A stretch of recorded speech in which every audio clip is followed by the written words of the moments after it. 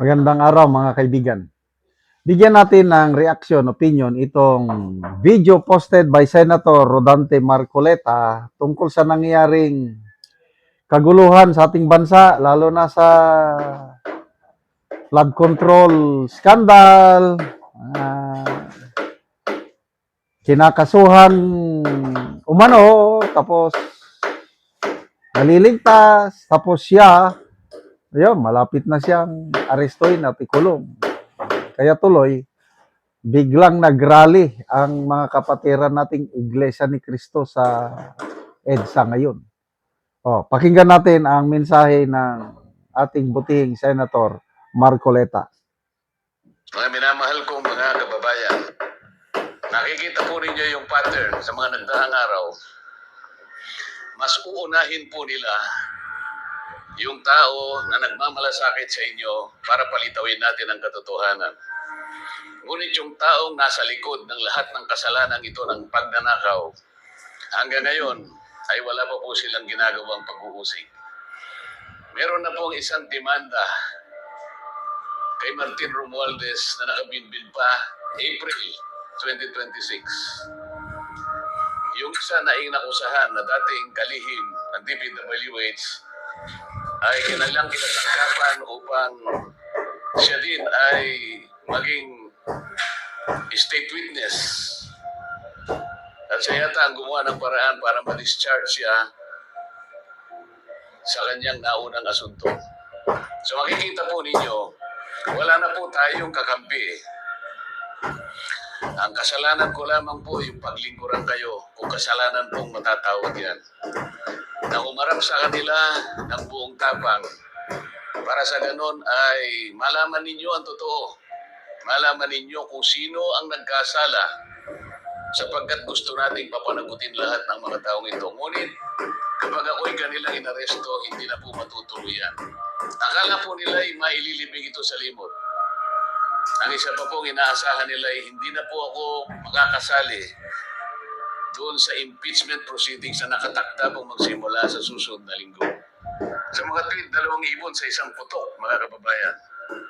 So talagang maliwanag na planado po ito, mga kababayan, kasi 2 linggo bago nagpahayag ang ating ombudsman, sinabi na rin ni Ping Lacson na tila siyam pa na senador ang makukulong.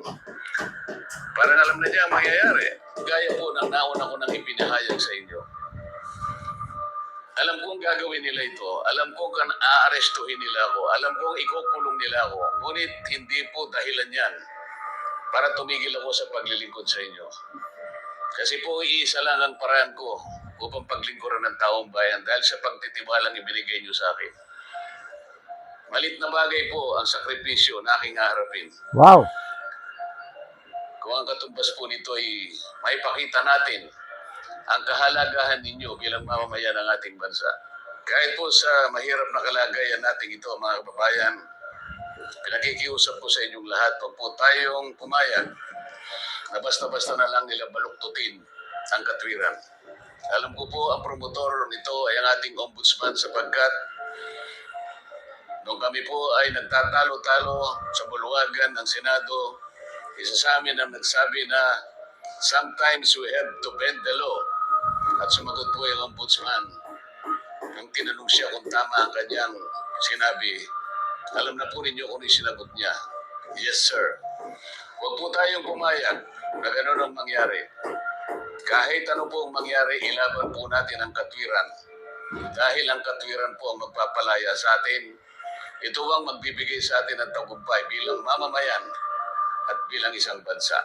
Naniniwala po kasi ako na kahit sa anong laban, lalo na po yung laban na para sa interes ng ating bansa, kinakasihan po tayo ng ating Panginoon Diyos. At hindi siya papayag na magtatagumpay ang nagbabaluktot ng katwiran. Kailanman ang kasamaan, mga kababayan, ay hindi po magtatagumpay. Amen! Natawan na nga lang ninyo kung sino ang Yan. So, salamat sa mensaheng ito na napakalungkot isipin na makukulong si Senator Marcoleta. na ang tanging kasalanan lang niya is yung maging makulit sa Senado para imbestigahan ang nakawan sa kaban ng bayan. Hindi kasalanan yun. Pagmamahal sa bayan yun. Dahil sa pagmamahal sa bayan yan, makukulong siya. Kaya salamat sa mga kapatirang Iglesia ni Cristo na nag-surprise rally ngayon.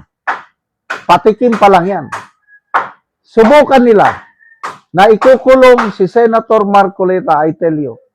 Hindi lang mga Iglesia ni Cristo magrarally. Lahat ng mga Pilipino na may pagmamahal sa bayan, makikiisa sa Iglesia ni Cristo. Kasi, anong kasalanan ni Senator Marcoleta? Bakit ipakulong?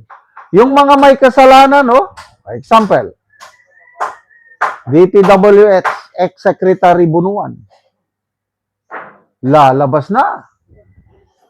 State witness na. Wow naman. Yung dalawang senador, dati sinasabi, hinog na ang kaso. Biglang tumahimik ang kaso. Wala na. Nabulok na ang kaso. Kasi bumaliktad naman. Sumama naman sa Senate of Malacanang. Ganyan ba? Kaya nga tama yung sabi ni Senator Marcoleta, ang kadiliman ay kailanman hindi magtatagumpay laban sa kabutihan.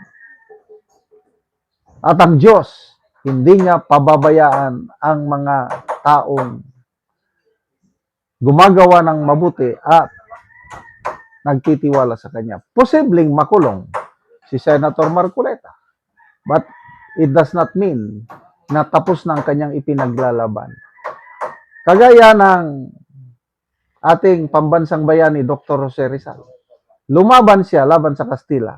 Ibinuwis niya ang kanyang buhay, but up to now, buhay na buhay ang kabayanihan ni Dr. Jose Rizal. Kaya, laban lang po, Senator Marcoleta, laban lang, Senator Jingo Estrada, at yung the rest of the Cayetano Bloc. At salamat sa mga kapatirang iglesia sa inyong pagpapakita ng pagmamahal sa bayan at suporta nyo kay Senator Marcoleta. Salamat mga kaibigan sa inyong pagsubaybay sa channel na ito. Nakakatulong kayo ng malaki sa tribong Talanding ng Bukidnon dahil ang income natin sa channel na ito. Pantulong po sa tribo, namimigay tayo ng libreng yero at pako para makapagpatayo sila ng mas maayos na tirahan. Panoorin nyo ang video na ito. Ako dire sa gipatindog nga balay ni Ramel nga taga Sitio Kalapat. So muna ni ang pag-aatupan karon.